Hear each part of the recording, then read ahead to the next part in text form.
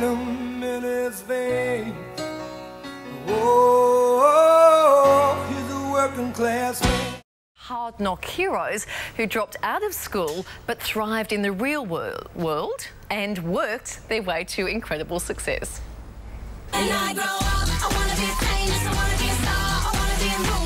Richard Branson, Frank Lowy, Mark Zuckerberg, Kerry Stokes, the faces of the rich and famous, leaders from the world of business, super successful and ultra wealthy, all with something else in common: they're high school or university dropouts. I was certainly a straight C student, and one of the things that got me through was that I probably didn't dwell too much on it.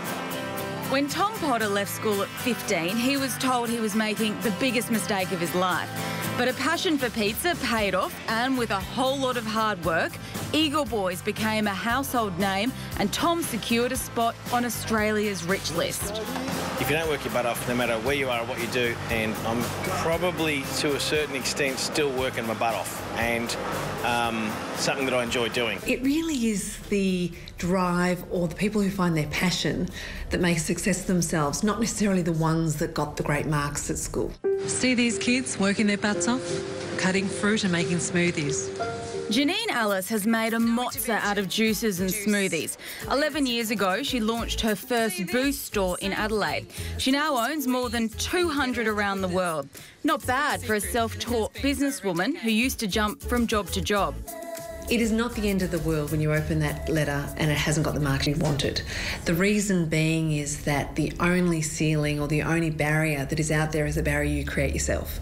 There is no one road that leads to success. In fact, social researchers predict that by the time high school kids of today reach the age of 30, they would have had at least 5 full-time jobs in careers that haven't even been thought of yet. Experts say the key is attitude, not necessarily aptitude. Look, you've got to keep things in perspective, and that is that if you fail or you don't get what you want, you're not a failure. You just didn't do terribly well at this. You can give it another go, or you can go on and do other things. Psychologist Grant Breck says receiving high school results is one of the most stressful times in a young person's life.